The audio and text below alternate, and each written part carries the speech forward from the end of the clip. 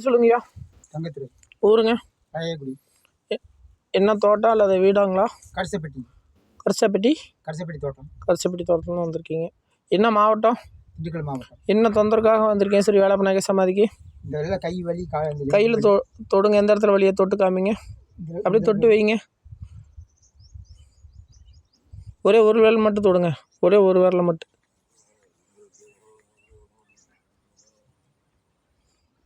சரி. தொந்தரவு ஆரம்பித்து எத்தனை நாள் ஆச்சுங்கய்யா? எனக்கு தெரிஞ்சு இப்போ முதல்ல லேசாக வலி இருந்தது. எப்போ இருந்திருக்கு? அது 2 மாதம் இருக்குது. 2 மாதம் இருந்துருக்கு. அப்போ அவன் சொன்னால் கணக்கு 2 மாதங்க சரியாக தானே இருக்குது. சரி. ஏன் நாளையிலேருந்து 5 நாள் வரணும்? சரி. 5 நாள் டெய்லி வரும். ஆமாம், தொடர்ந்து 5 நாள் வரணும். சரி. 570 ரூபா கொடுங்கய்யா. சரி, அங்கே வந்து கொடுங்க. வேப்பமரத்து வேலை பாருங்கள். வரும்போது 5 நாளுமே இதே மாதிரி பொருள் கொண்டு வரணும். சித்தருக்கு சமாதிக்கு அந்த அபிஷேக பொருள் தேவையான பொருள் கொண்டு வரணும். 2 கை ஜோடி ஒட்டுவீங்க. இப்போ கையில் டோக்கன் கொடுத்துருக்காங்க, அதில் அடித்து கொடுத்துருக்காங்க. சித்தருக்கு சமாதிக்கு அபிஷேக பொருள். சரிங்களா? கார்டு வாங்கினீங்கள, அதில் படித்து பார்த்து கொண்டு வந்துக்குவாங்க. வந்திருக்க பொருள் அதிலே அடித்து கொடுத்துருக்காங்க. சரிங்களா? வேப்பமரத்து வேலை பாருங்கள்.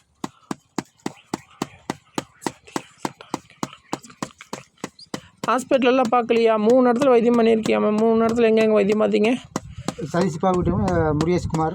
2 எலும்பு டாக்டரு. 2 எலும்பு டாக்டர். ஒரு சும்மா ஊசி காய்ச்சல் போடுறது.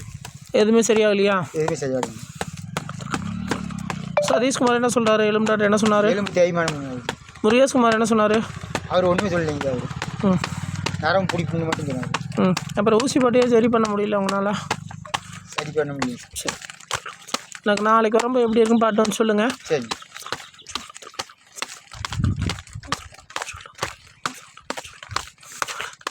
அடுத்த அசல் நபர் உங்கள் வீட்டுக்கு யார் வந்தாலும் பச்சைன்னு தொளிச்சு விட்ருங்க. உங்கள் வீட்டில் என்ன நடந்தாலும் ஏற்றுக்குவாங்க.